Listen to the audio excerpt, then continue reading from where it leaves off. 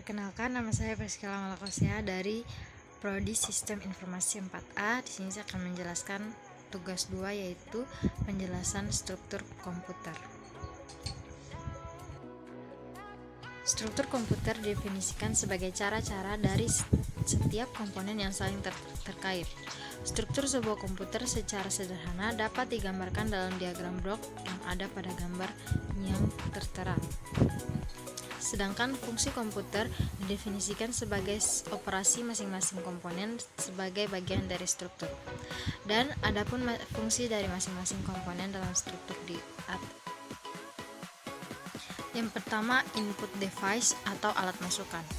Ini merupakan alat perangkat keras komputer yang berfungsi sebagai alat untuk memasukkan data atau perintah ke dalam komputer. Kemudian yang kedua ada output device atau alat keluaran. Ini merupakan perangkat keras komputer yang berfungsi untuk menampilkan keluaran sebagai hasil pengolahan data. Keluarannya dapat berupa hard copy atau ke kertas, soft copy atau ke monitor, dan ataupun hasilnya atau berupa suara. Kemudian ada I/O ports. Bagian ini digunakan untuk menerima atau mengirimkan data keluaran sistem.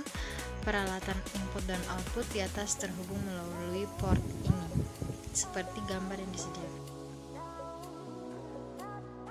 Dan yang keempat ada CPU atau Central Processing Unit.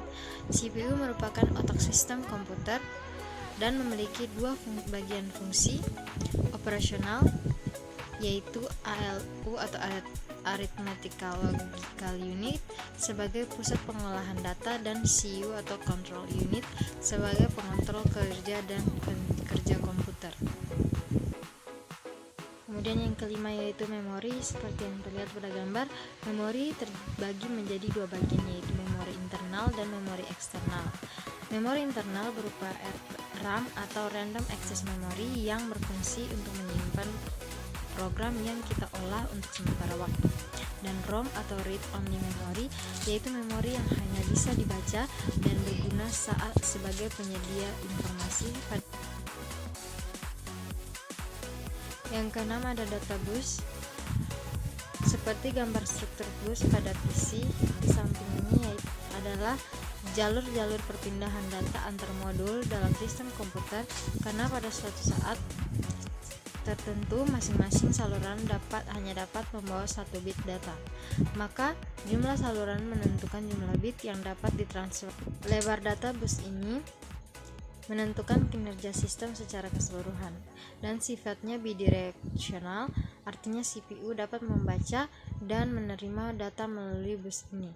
Data bus biasanya terdiri di atas 8, 16, 32 atau 64 jalur paralel.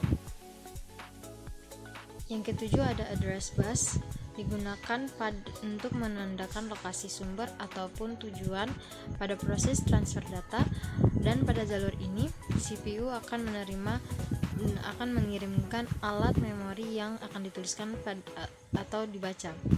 Address bus biasanya terdiri atas 16, 20, 24 atau 32 jalur paralel. Dan struktur yang terakhir yaitu control bus. Control bus digunakan untuk mengontrol penggunaan serta akses ke data bus, dan address bus terdiri atas 4 sampai 10 jalur paralel, seperti yang tertera pada gambar di Itu saja hasil dari tugas saya. Sekian dan terima kasih.